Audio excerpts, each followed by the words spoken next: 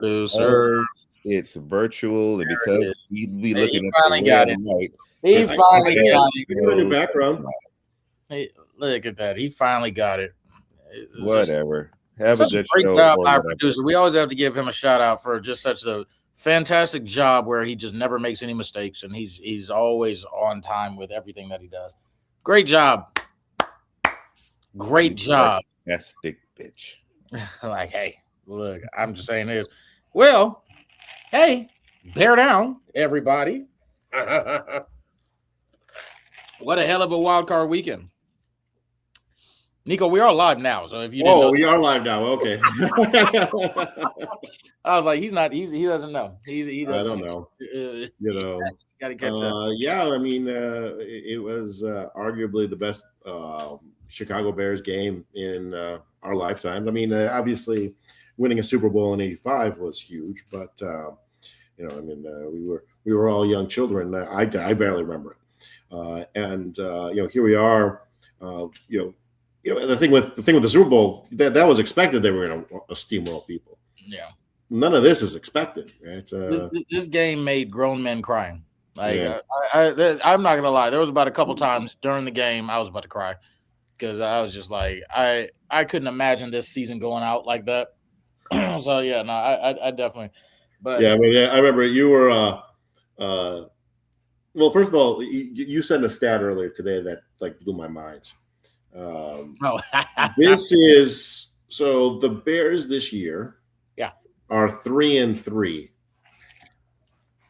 after being behind 15 plus points with 5 minutes left. Yep.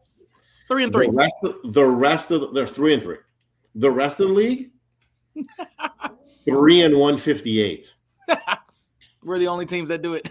150. So yes. No. Think about that. Like you double the average, right? And I that's mind blowing, right?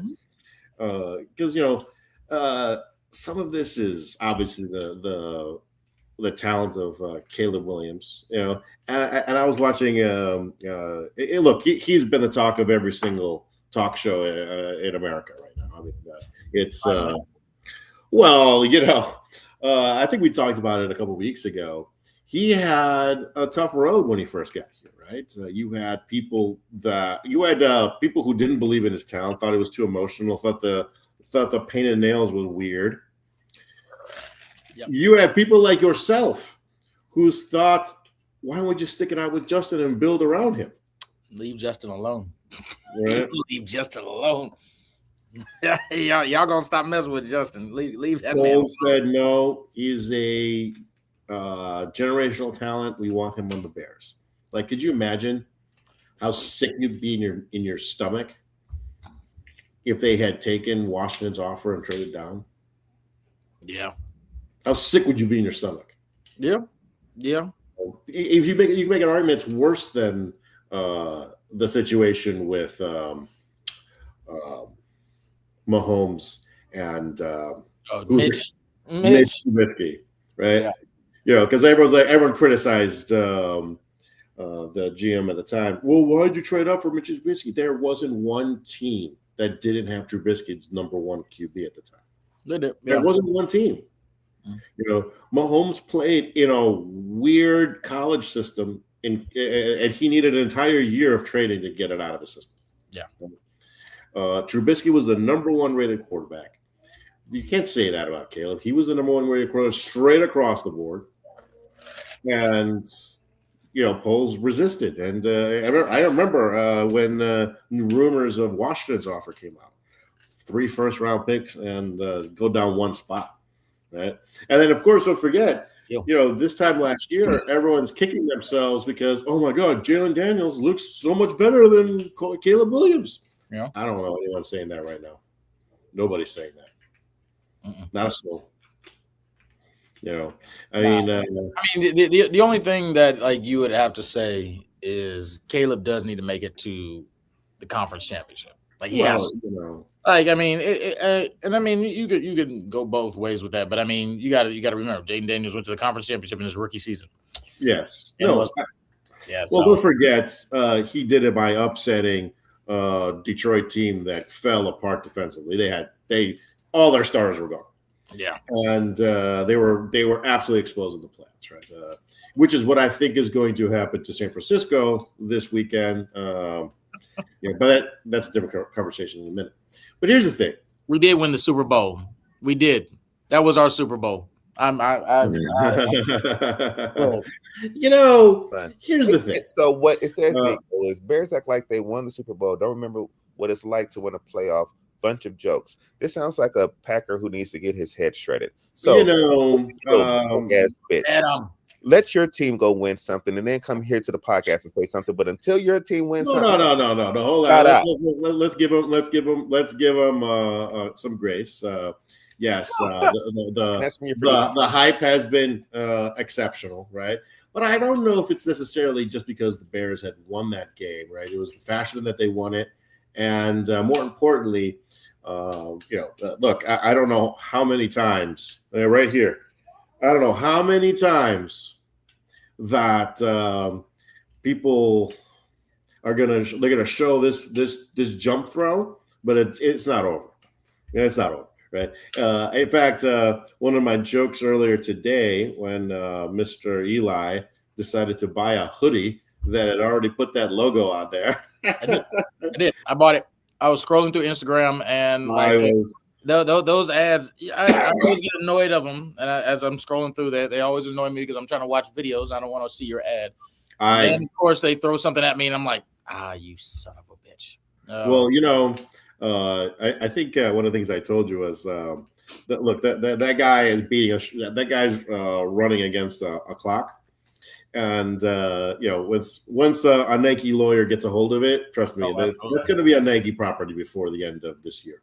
Already that's just how it rolls. I mean, that has been a Nike property for a very long time, But I always find these concepts funny, right? Because people are there's people who hustle out there, and good for him. Like he sold us a hoodie they wouldn't be able to sell yesterday, right?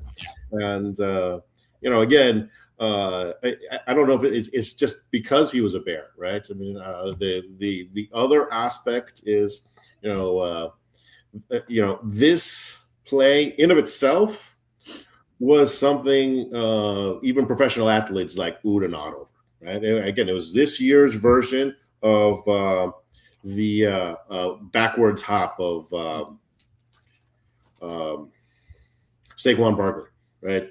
Athletes looked at it and they were like, "Wow!" Yeah, right? Yeah. I think Russell was sitting on the Packer sideline. He couldn't believe it. Like, did you see his reaction? He literally, that did go viral. I saw that a couple times today. I spent the rest of the weekend just listening to Packer radio or Wisconsin radio, just trying to it was hilarious to me. It's hilarious to me. So let me ask you guys this. By the way, whoever said no San Francisco hate. Hey, I think San Francisco has so overachieved this year. It is remarkable, right? Most teams, when their top three players fold, the whole team folds. Right? You can maybe get around one injury, right? But which defensive stud is still left from the beginning of the year who's still there, right? Now they just lost Kittle too. So I don't know. They lost Kittle, right? So look, they did an amazing job getting this far, but they're going to Seattle. Seattle had an extra week of rest. It's an uphill climb at the minimum. Okay, put that aside. One thing I want to throw at you, right? I think I know what your answer is, but I'm curious. What do you think of all of this Packer hate on Johnson's phrase when he made it to the locker room? What do I think about that? I don't care. Like, look, people want to be. First of all, we live in a very sensitive society anyway. I don't care. I'll scream it. Fuck the Packers. This. I'm so sick of this. Like, no, he brought this rivalry back, and I mean, look, I was talking to somebody about this, and you don't see too many rivalries. like true rivalries in the NFL, because nowadays players come in, they want to share jerseys, they want to be friends like that. Bears, Packers, Steelers, Baltimore. I think Cowboys and Eagles are like kind of those last genuine rivalries where nope, they hate each other. They hate everything about them. They hate playing them. They hate like being around them. It really does feel like some of those college traditions. And that's what I think like is so exciting. I'm glad our head coach hates them. I'm glad he does. This is what we need, because that's the only way you truly get the fire to beat them. How do you passive? You know what's interesting is he's actually made fun of for how stoic he is during the game. Yeah. Right. Like they've shown they've shown his face during big plays and turnovers. Yep. Nothing. Then he gets to the locker room, and it's the exact opposite, right? Oh, yeah. He's turned up. He's fired up. Now, of course, there were a lot of critics, especially from Green Bay, that said, "Hey, he's the coach. He's not the player. He shouldn't be saying that stuff." Blah blah blah. Now, I'm with you. This is supposed to be a rival. When Aaron Rodgers was saying, "I own you guys," like I don't remember anyone from Green Bay saying he was out of pocket. But of course, that's one of the reasons this thing has been. It's one of the gasoline fires that's kind of throw this out, right? I want to tell you something. I am rooting for San Francisco. Yeah, I am rooting for San Francisco. Okay, because quite frankly, obviously, getting the NFC Championship game in Chicago would be huge. But looking unlikely now. I think certain things are going to happen accordingly. Well, and, let's bring the Pope back in. We need another miracle. Let San Fran make it happen somehow. I don't know. Like I'm rooting for them. Here's the thing. It's interesting because at first, when San Francisco upset Philadelphia, at first I was kind of dang it, right? Because to be really frank with you, I preferred Philadelphia coming here because we played them, we beat them handedly in Philadelphia, right? Yeah. But there has been one stat that's been like sitting in my head for hours, for days now, right? And it's specifically the record of the Rams or any team, any dome team coming into the Midwest. Yes, sir. So let's see if I can get this out. So dome teams are 1-15 in the playoffs over the last 10 years when the temperature is below 40. Good Lord. 1-10, 1-15. Okay. Okay. To make matters worse, Matthew Stafford, when the temperature is 20 or below, is 1-8 with a 76% passer rating. 76%. Let's say Rex Grossman makes fun of you at 76%. Let's throw a Chicago reference in there.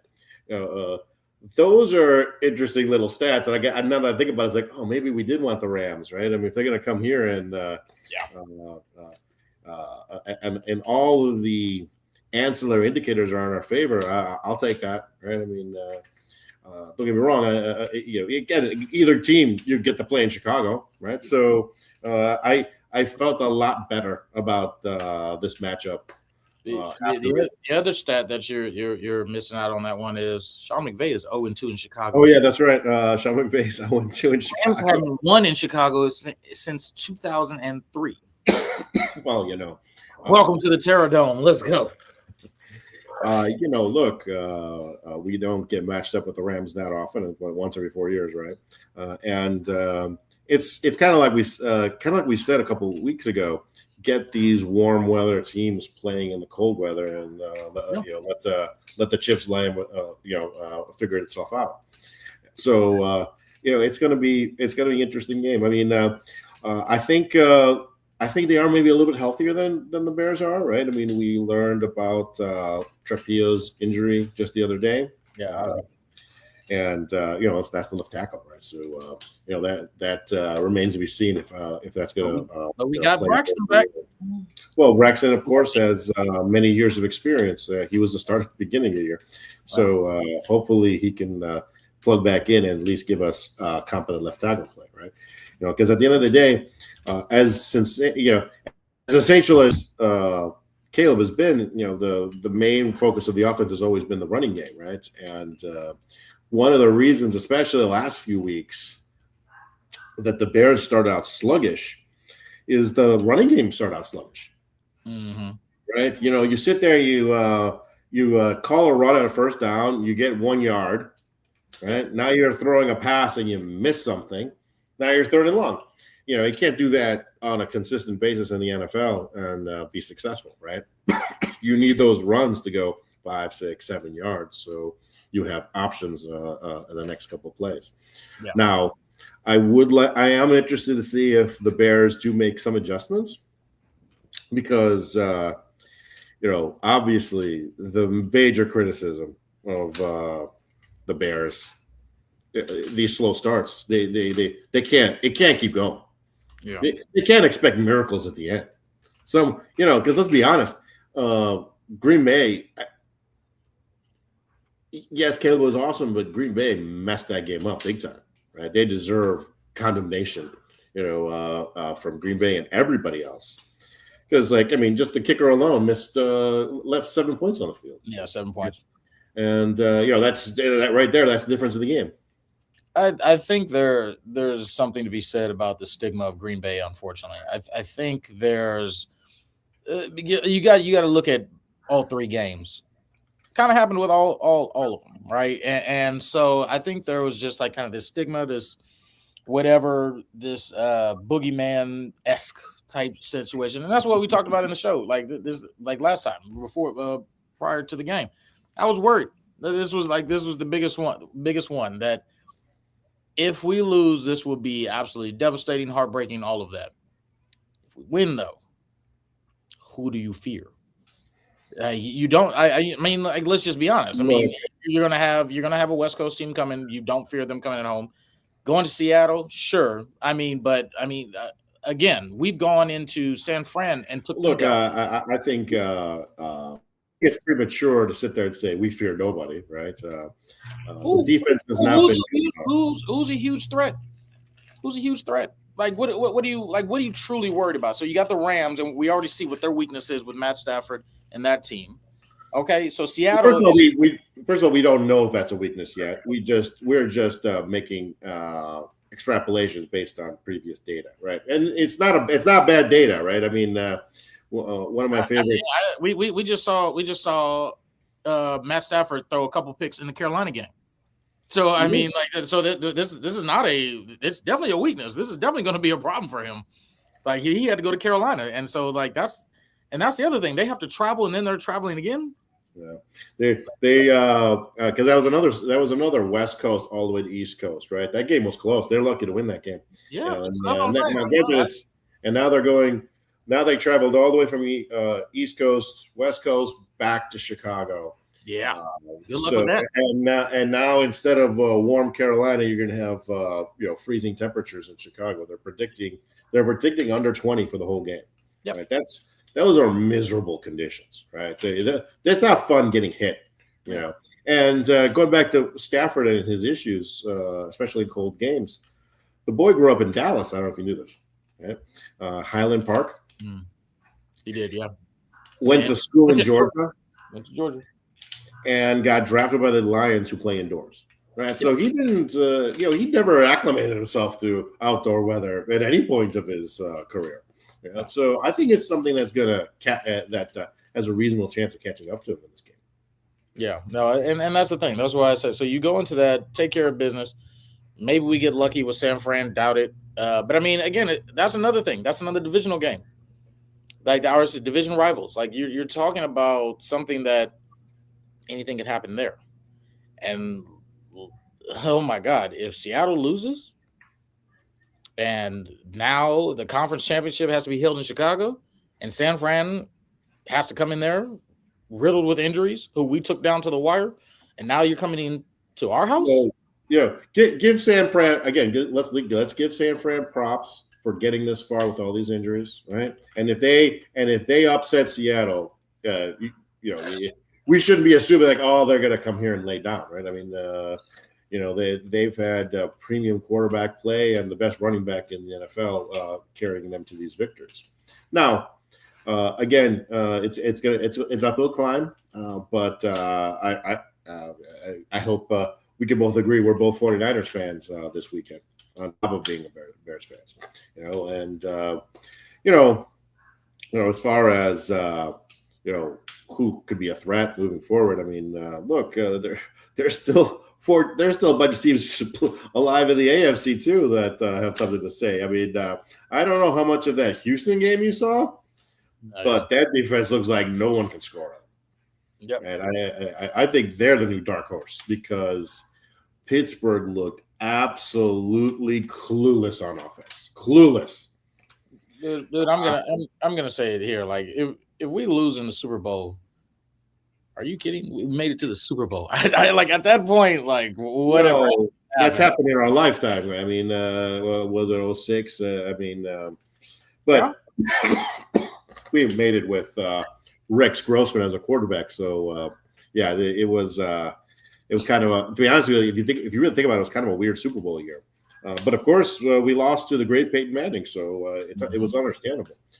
In the modern game, the best quarterback usually wins. Yeah. Right. Do you have the most talented quarterback on that field at this time? Right. It's looking like we do now. Well, more and more people are starting to believe that now. When you talk about teams that I would be scared of, I don't want to play Buffalo anytime soon. For the same reason I just mentioned. They're a cold weather team, the number one running attack in the NFL, and Josh Allen back there. That's one team, especially when you have young quarterbacks on the other side of those aisles. I don't quite remember who they're playing in this next round, but I'd be scared of them. Texans. No, the Texans are going. Oh, they got to go to Denver. They got to go to Denver. On the road. I see an upset in that game. I really do. Really? I do. Josh Allen struggles on the road. What? If you look at on the road in Jacksonville, like I don't know. He was on the road in Jacksonville, right? And Jacksonville is way hotter of a team than Denver was. It should be no surprise, but the two easiest schedules in the NFL: Denver, New England. Yeah, they feasted on crappy teams. In fact, one of the things that I found fascinating when you're kind of looking into those meta stats, especially with the New England quarterback, against winning squads, he has an 81 QBR rating when everyone else is 105, and I'm like, oh. So you're telling me he just feasted on crappy teams like the Jets? Okay, cool. You could just go for 5 touchdowns with the Jets, and you didn't beat anybody. I think that's another team that's ripe for an upset, right? And again, any team facing Houston right now, good luck. Good luck on offense. Good luck on offense. Just good luck. Like what I saw, and great defenses have made the Super Bowl before. Yeah. Yeah, but I mean, the good thing is with them, CJ Stroud needs to figure it out because if they're going to play at elite level like that, and he's going to be the reason that they don't win anything, that's not a good look. It's not a good look. You gotta. He has to step up. He has to play better because he did not play well, like at all. So it's. I mean, like I said, everybody. I'm looking at the entire playoffs. Everybody has their weakness. Everybody has their holes. That's why I'm sitting here. Why not the Bears?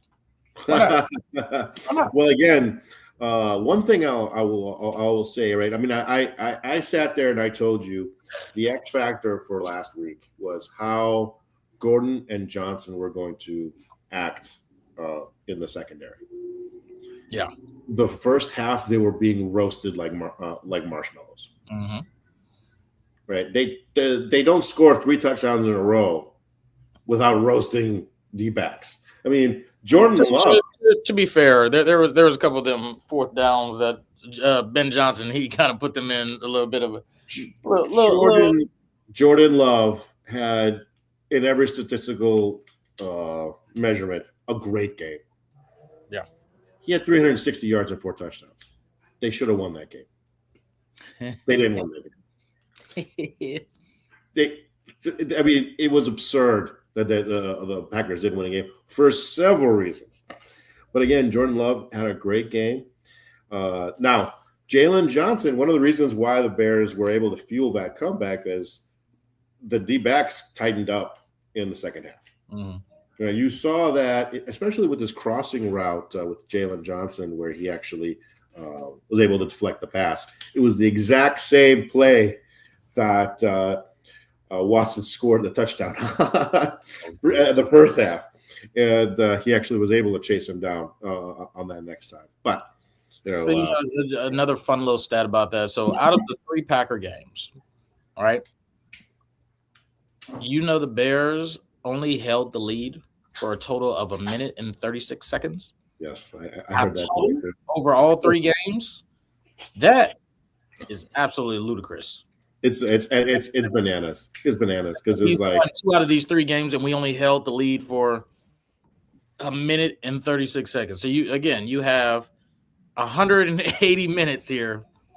We held the lead for 1 minute and 30 seconds. Like one of the things I told you is like you forwarded me one of the Packers safeties being a little belligerent about the loss, and I said, listen, give the guy grace because I'm sorry, that is the most miserable way to lose a game, to have your season end to your rivals in front of screaming fans and to drop 25 points in that fourth quarter. No, and just like I told you, no. And I'm not saying that Bears didn't earn it, but no. I'm not even saying they earned it. I'm not giving them grace. I don't care. They look just like all week. The defensive coordinator was talking. That's true. Christian Watson was talking.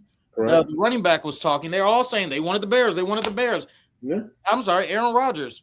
I own you. Like all this stuff. No, I'm not. No, you don't get a grace from us. I at least not from me. I don't care. But here's the thing. I said it before, and I'll say it again. If I'm a player, fuck the Packers. I don't care. You suck it up.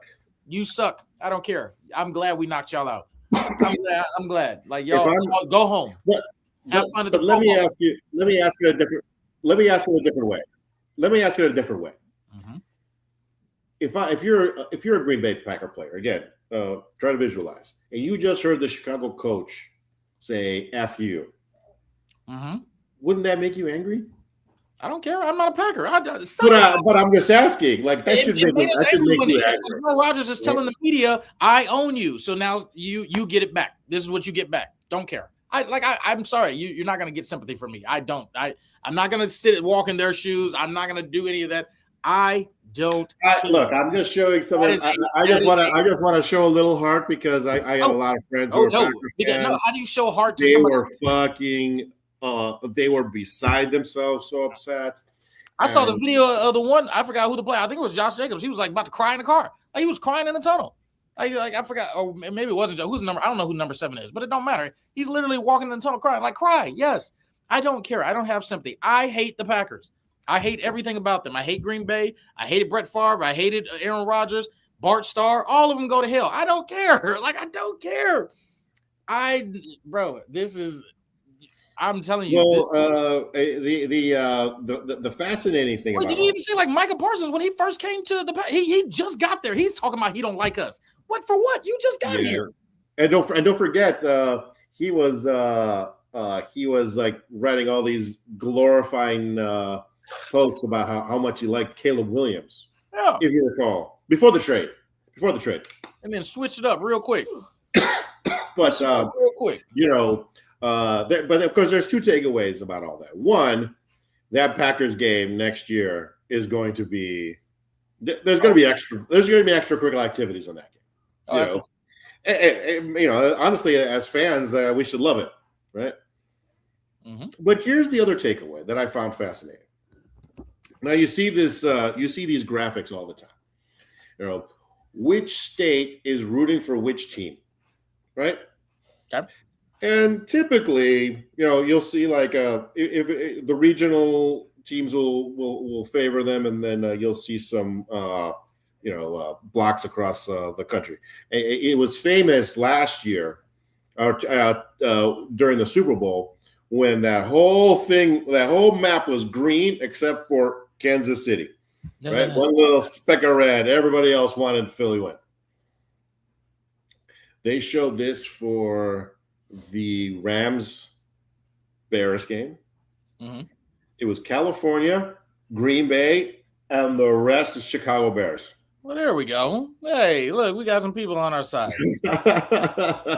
Well, you know, again, you have to like accept that you know, Caleb Williams, as you know, he's 1 inch from being a superstar in the NFL, right? Both, and when I say superstar, I mean not just, you know, great player, but you know, the marketing possibilities associated with him. I mean, like I said, we joked earlier, Nike, I'm sure, is already having meetings with their lawyers about suing anyone and getting the trademark for the new jump. Yeah. It's definitely a dope logo. I'm not gonna lie. I don't know who thought of it first. I don't know who saw it, but that's pretty dope. That's one of the coolest things I've ever heard, because obviously it must have been somebody. Yeah, somebody who was just kind of casually watching the game, and then boom, sees this, and I'm like, wow, that's fucking cool. That's fucking cool. It puts it right on there. It's like, yeah, let's do it. Like I am all up for it. Like I said, I already bought my hoodie, so I'm hoping that it comes before the play. Like I really hope it comes like soon. I will be wearing it. So bear down as always, dude. I love it. This is great.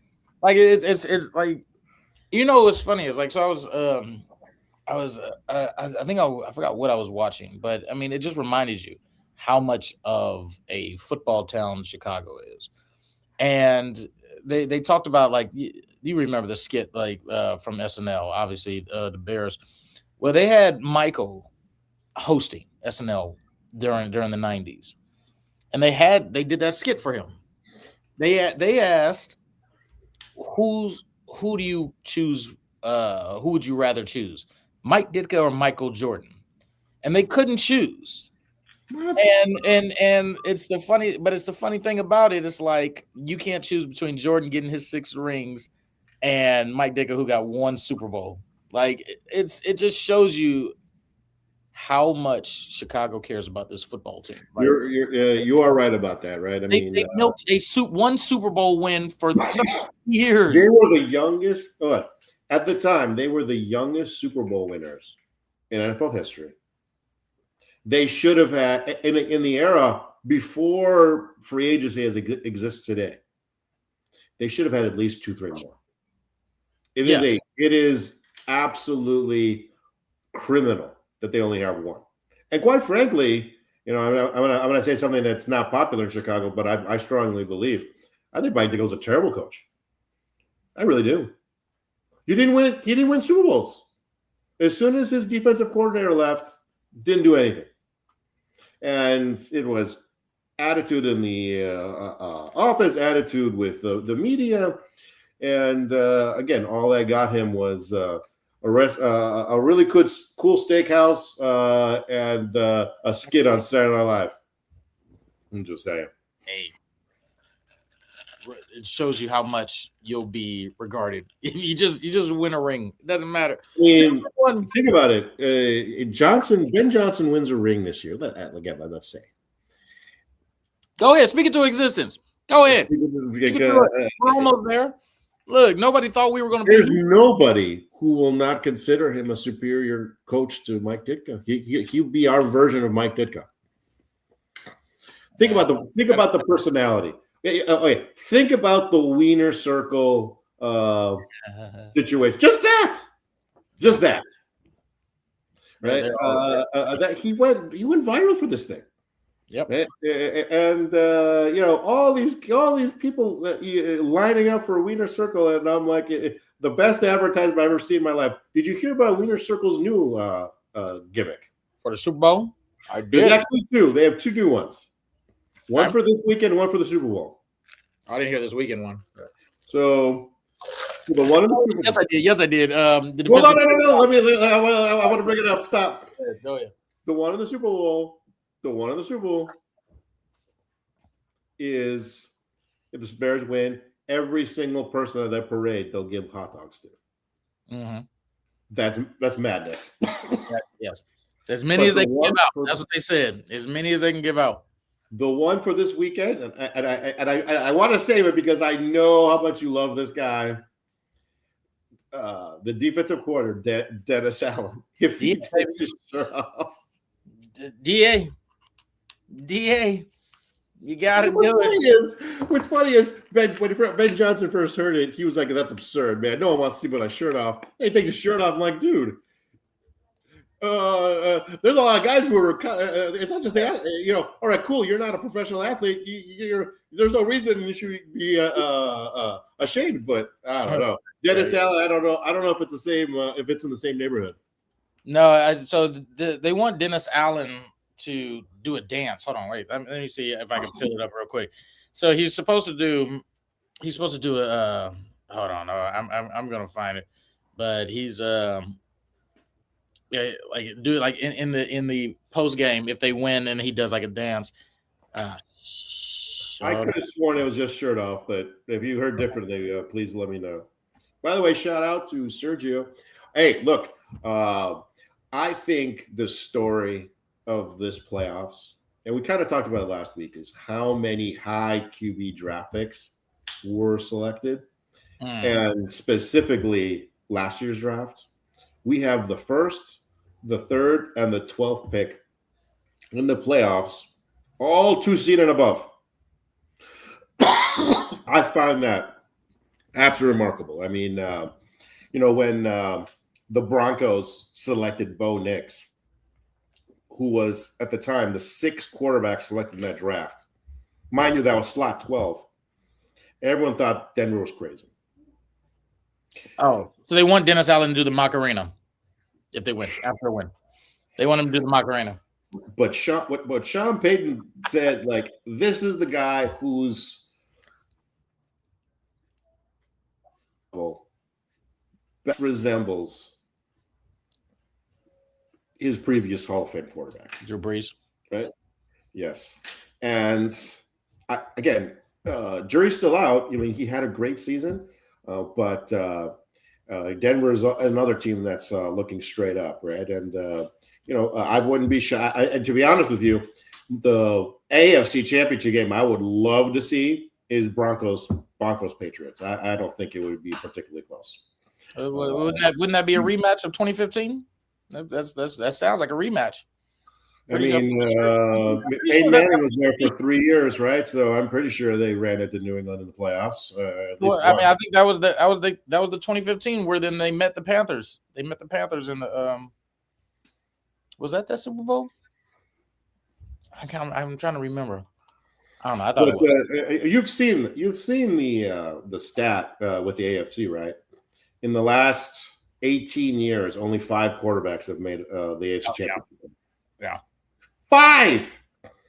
Right? And here we are talking about 2 teams with second-year players. Mm-hmm. This is by definition the changing of the guard, right? And when you're looking at changing the guard, I'd like to go all in. Of course, any team facing Josh Allen should be scared. But I'm going to tell you right now, I'm not rooting for him. He had his chance. It didn't work. Yeah. Next. Yeah. Right? Next. Right? He had his chance. You can't beat up on the kids. You couldn't even beat up on them. What's interesting is, even if he does do it, there's going to be people giving him this narrative like, you didn't do it against your real rivals. Burrow wasn't there. Mahomes wasn't there. Right. Lamar wasn't there. That's going to live with him. That's going to live with him for a while. there's probably a part of them's like, God damn it, why didn't any of these guys make it? No, because it's like, the only way to get the monkey off your back is to, kick the monkey off your back, right? And like we did. Woo! No, like I said, we've gone through eras where either the Packers or the Bears have been the dominant organization, right? Yeah. And of course, most recently, the Packers, right? So there's a lot of teams that envy the crap out of them because they went from one Hall of Fame quarterback to another Hall of Fame quarterback to, I'm not putting Love in the Hall of Fame yet, but let's say at least the arrow's pointing the correct direction, right? So, go ask Cleveland if they would like to have had 3 successive 10-year quarterbacks on their team. Oh, they would have. They would have. It's. I mean, they're arguably they still complain. That's the one thing that upsets me is like they still complain. It's like y'all realize y'all just had like the luckiest streak of like quarterbacks, and you're sitting here like you're finding a reason to still complain. I hate y'all. That's why I hate y'all so much. Again. Well, first of all, Green Bay is just Green Bay. That is just Packers. They don't have a baseball team to root for. They don't have a hockey team to root for. So, they're all in on the Packers at all times. By the way, this is also true of San Antonio and their Spurs, right? They have an illogical love of that team. And it's actually fascinating if you ever travel there. But talking about Green Bay, so they're all in with Green Bay every year, right? Yeah, they have high expectations. That's why people were talking about LaFleur getting fired, right? It's like, screw this. Yeah. And I admit, I don't think it's going to happen. I mean, you can't downgrade your coach, right? But if like a John Harbaugh says, hey, I'd like to take one of the youngest rosters in the NFL with a quarterback and a DN already locked in, that sounds fun. So that's one thing that they actually talked about. So I was listening to Adam Schefter, and so the new president of football operations over there, I guess his son is the manager for John Harbaugh. So there is something to believe that if there's discussions that the relationship with Harbaugh is already there, they might pull that trigger. I don't know. Interesting. I mean, obviously it's going to be one of the storylines, the every year coaching carousel, which also includes, by the way, one of your favorite coaches in Pittsburgh. Oh, yeah. Oh, yes. The guy who just stepped down. Oh, good Lord. Do you know what's interesting? That's that. I quit before you could. I'm not fired. I quit. You know what's interesting? I don't even know if it's just that, because I don't know if you knew this. From what I read, if another team wants to sign Tomlin to be their quarterback, they would have to trade something to Pittsburgh to get him to do that. So what you think? He is not a free agent because he was not fired. He's not a free agent. He resigned from his post. So what do you think he's doing? He's doing that or something? What? Well, look, if I'm Tomlin, I hear all the people giving a hard time about not winning playoff games, and part of that is true, right? I mean, and now, granted, a lot of that is arguably just as bad quarterback problems since Ben that Cleveland's had, and they're about to go through another, right? Yep. In the NFL, if you don't have a good quarterback, you go nowhere. Correct. Yeah. What is Pittsburgh doing at quarterback? I have no clue. I mean, so, what do you do? I know Aaron, hope for the best. I know Aaron said he's thinking about how this is going to go. We're talking about Indiana now. Okay. Indiana. I find it remarkable that people actually believe this. I promise you, the McCaskies did not pay $70 million for the Arlington racetrack, already raised it to the ground, and for them not to build a stadium there. They are bluffing their asses off, right? No, they are. It's at this point, it's stupid. right? They're trying to hijack Illinois. They're trying to hijack Arlington Heights for as many tax benefits as possible. They sit there and they make threats. This time last year, they were threatening to go back to Chicago. But so the only thing I would say to that, did you see Roger Goodell was out there looking at sites with them?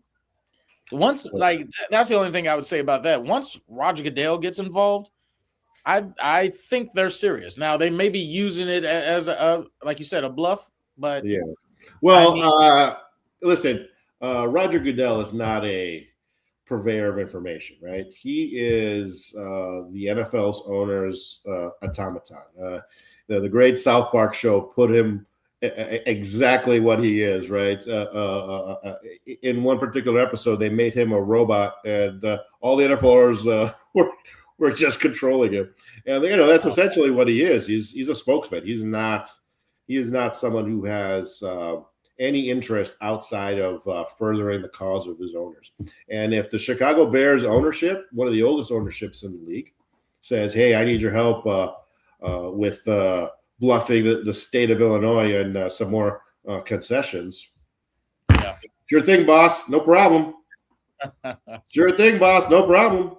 That's why I think all of these fines for hits, it's just it is garbage. It's just I'm a conspiracy theory about this stuff. It's just the owner trying to claw back some of the ancillary costs of their business. I really believe that. Yeah. That could be. I really believe that. Most of these hits, they were legal 10 years ago. All of a sudden, there's fines. Now players are paying $100,000, $200,000 of their salary back to teams, and who knows what kind of slush fund or what that stuff is used for moving forward. But I sure he's not going to charity. So of course not. Goes right back in the owner's pockets. Right back, and that's what's going on right now in Chicago. It's a tough thing if you're a politician, right? Because especially now, I mean, George McCaskey has built the ultimate political machine right now. Yeah. How does anyone in Illinois say no to him right now? Like if the Bears were 5-10, I don't know. Are way out of the playoff spot. Do you believe they would have the same leverage as they do now? Of course not. No. Are we getting comeback wins as a political scheme? I like it. I'll take it anyway. Again, he didn't plan it, but I promise you, making sure the Bears are good these particular years, and then when the new stadium starts, that probably was in the agenda, right?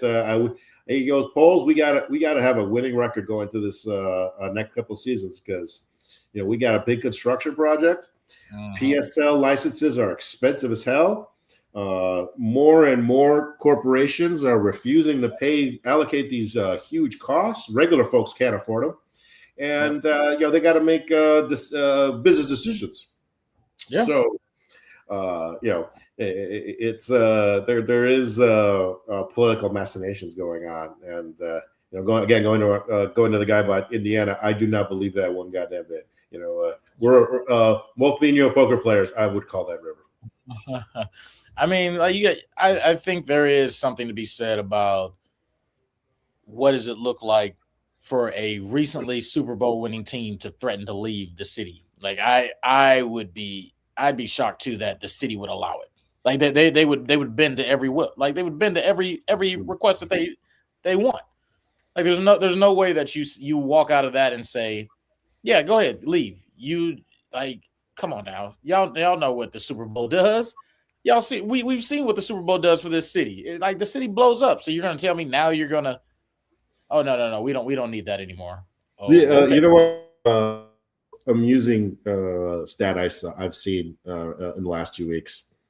And it's related to the Bears, but do you know how shootings are down by 80%? Oh, good. From last year during this time frame. And of course, a lot of people are attributing this to the Bears winning, right? people are euphoric after these games, right? They're happy. The beef that exists that leads to that shit doesn't happen.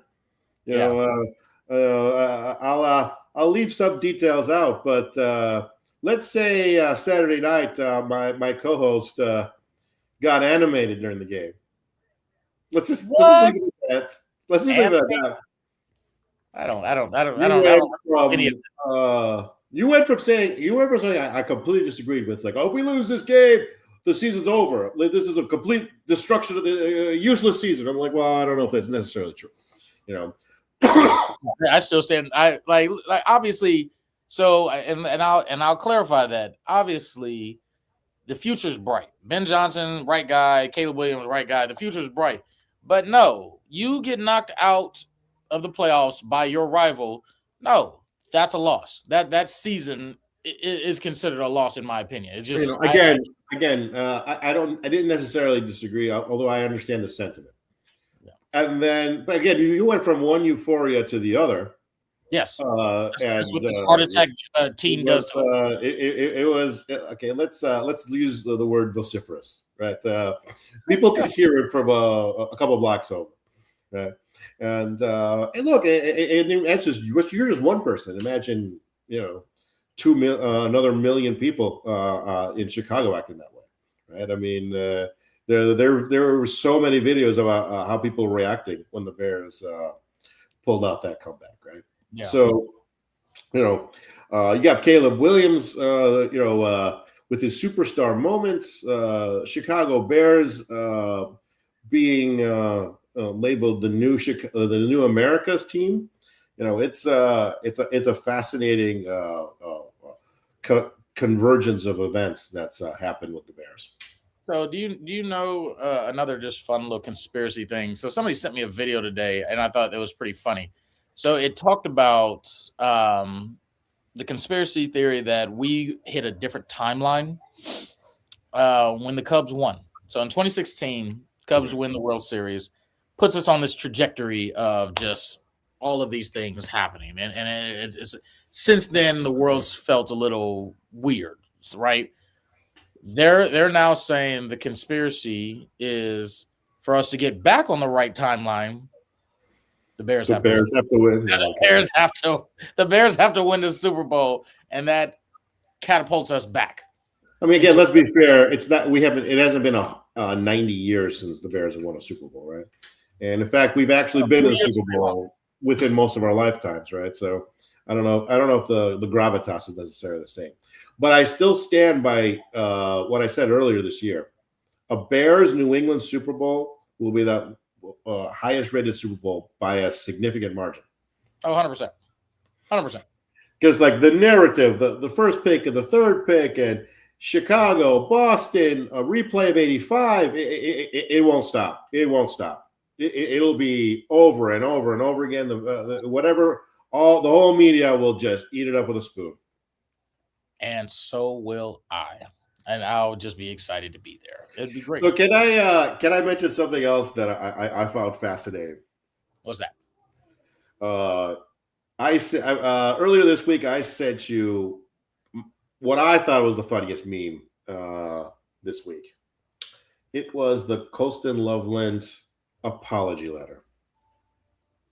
Right? I owe Colston Loveland the apology because I wanted Warren. I wanted Genty. I wanted anybody else. Yes, I do. I do. Yeah. Because if you remember our draft show, we were all like, "Who?"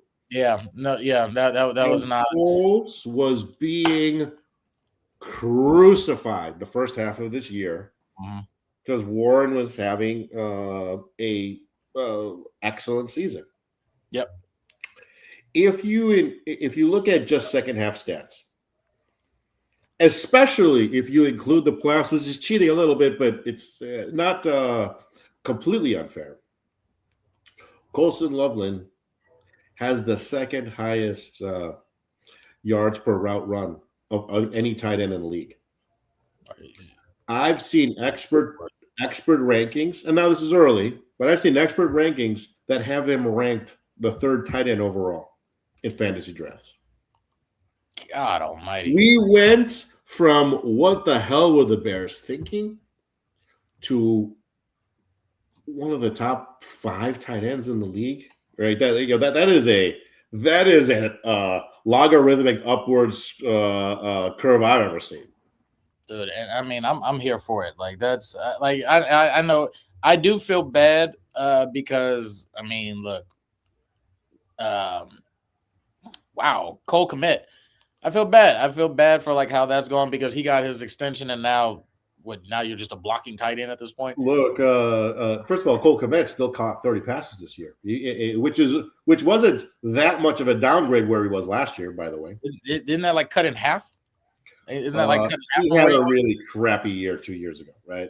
Over his high from 3 years ago. But remember, he's not just a blocky tight end.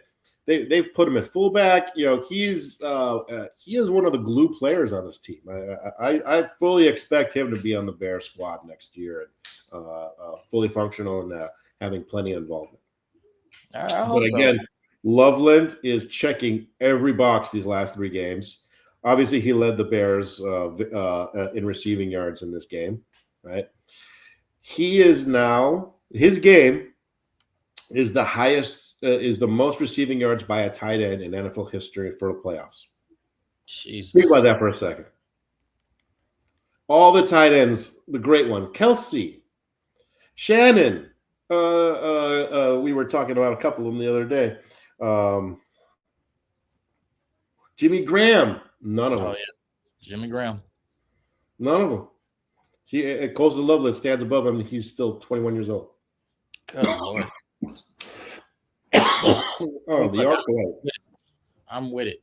The article I read was there are some experts that are already projecting to take him as the first tight end off the board in fantasy. Because the theory is, you know who the quarterback is, and if you're going to take the first one of the position, you want the one who is most likely going to finish the number one in their position. Because obviously, with the we talked a little about the QB, the coaching carousel. The QB carousel is going to be fascinating to watch. Because what does Pittsburgh do at QB? Like, do you have a good answer? I don't. No, I don't even know like what could even imagine that they would be doing. Like that's they're going to be nowhere near the top 2 picks of the draft. Nowhere near it, right? So that's not an option. The top 2 free agents, Mac Jones and Malik Willis. You try Mac Jones. Do you feel happy? I wouldn't feel happy. No. I don't care what you percent. He played all right at San Fran. Like, I mean, it wouldn't do bad. Look, they've designed the perfect offensive system. There's a reason they torched the Bears 3 weeks ago. CMC is the best quarterback in the NFL. He stayed healthy the whole season. Running back, but yeah, running back. Yeah, he stayed healthy the whole season. And when you got a scat back who you'll sit there and you'll throw the ball and he'll get 15 yards. Quarterbacking is easy. Yeah, no, you're right about that. It's a 6-yard toss. Quarterback is easy. Mac Jones got cut from New England for a reason. Malik Willis got cut from Tennessee for a reason. And I know some of the players cut from the Jets and the Browns have found new homes. But if you ask me what Seattle's Achilles heel is, I wouldn't trust Sam Darnold as far as I could shot put the world. And look at last year's playoff. Look what happened to him. Yeah. 3 interceptions. Folded like a lawn chair. Right? Minnesota got rid of him for a reason. Right? They saw what he did in the playoffs and like, this isn't going to work.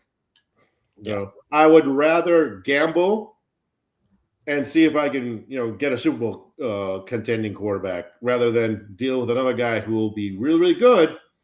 And then when he runs into a good defense, the whole thing collapses on him. I promise you, I don't think the NFL wants Seattle in the Super Bowl, right? Because Sam Darnold, he's not going to Sam Darnold against Denver defense or Houston defense, forget it. Yeah, that game's already over.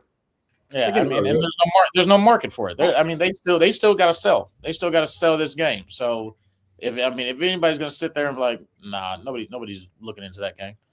Like, it's just it'll be almost as bad as when what was it, Rams and the Patriots played. Like that was a horrible game.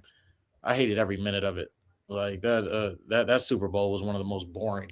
Well, people were tired at that point. People were tired of the Patriots making the Super Bowl every year, just like last year when people were tired. Kansas City was making the Super Bowl every year, right? Yeah. Again, young, fresh blood into the playoffs. I promise you, the marketing people in the NFL are licking their lips. They're like, "Give me, I'll take it right now. I'll take it right now." No, I mean, from that perspective, Caleb's. I promise you, there are marketing people in the NFL offices who are rooting for the Bears because it's the biggest. It's the second biggest city left in the playoffs with the youngest quarterback, who is an ascending talent all over social media. I don't see no clips of Stafford on social media. I don't see no clips of Darnold on social media. I see clips of that guy. He's making highlights. He's making believers out of a lot of people. I'm with it. I'm excited. I'm looking forward to Sunday. At least Saturday we'll know if we got home field advantage for. So let's think about that. If Saturday comes and Seattle gets upset, Sunday, do they not come out and fight harder, knowing that they'll have home field advantage for the very next game? I like to think that it should be immaterial, but you do have now. You start having fantasies, more realistic fantasies of the Super Bowl, right? I mean, at that point, two home games. There's a reason you fight for home field advantage, right? Mm-hmm. I really believe that the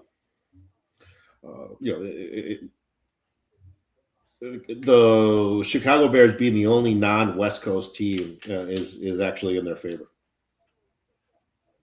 I love it. I think it works. I think we could definitely do something with it. So it's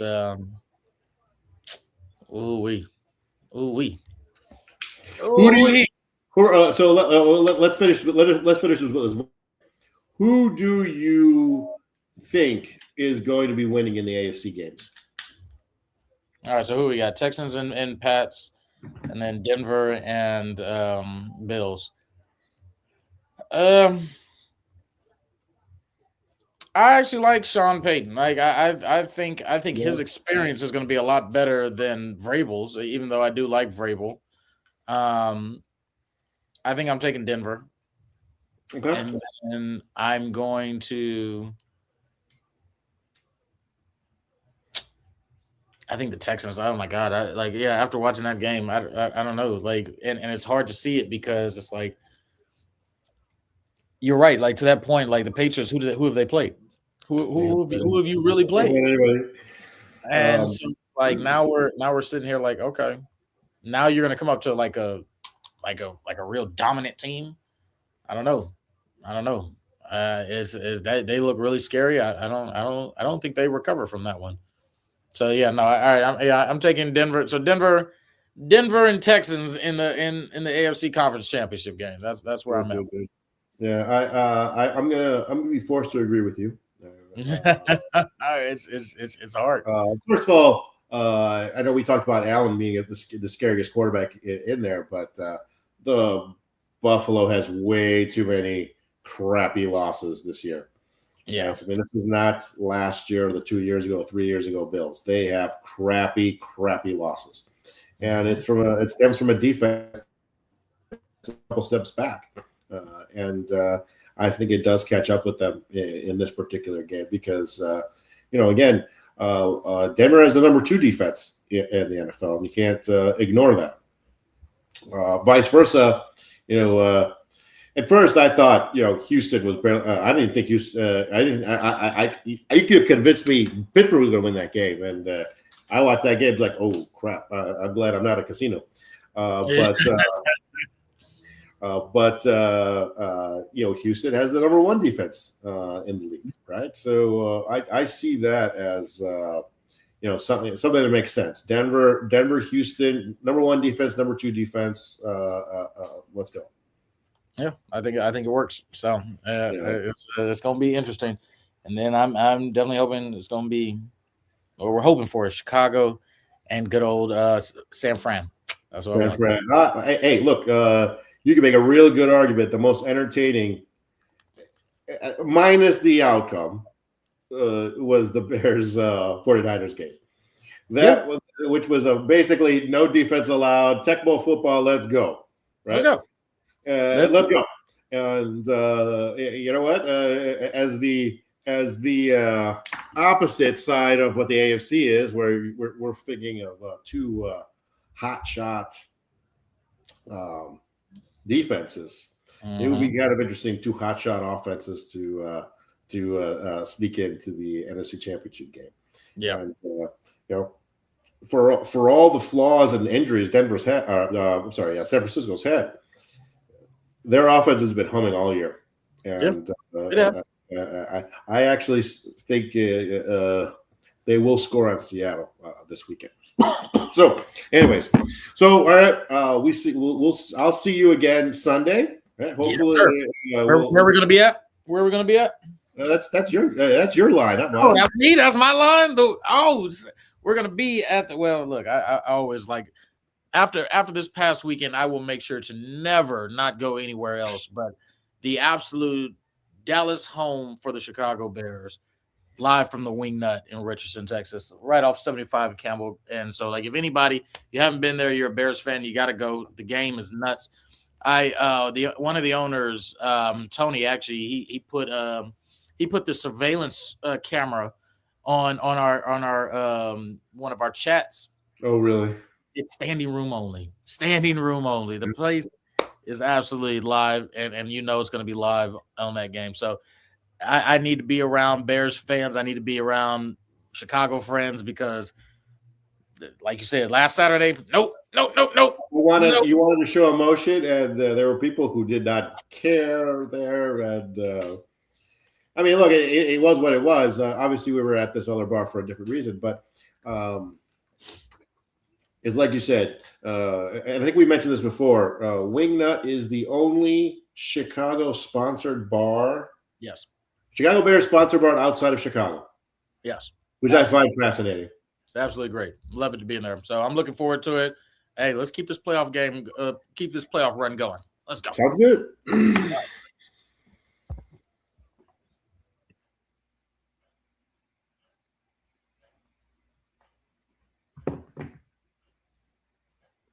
How do we stop?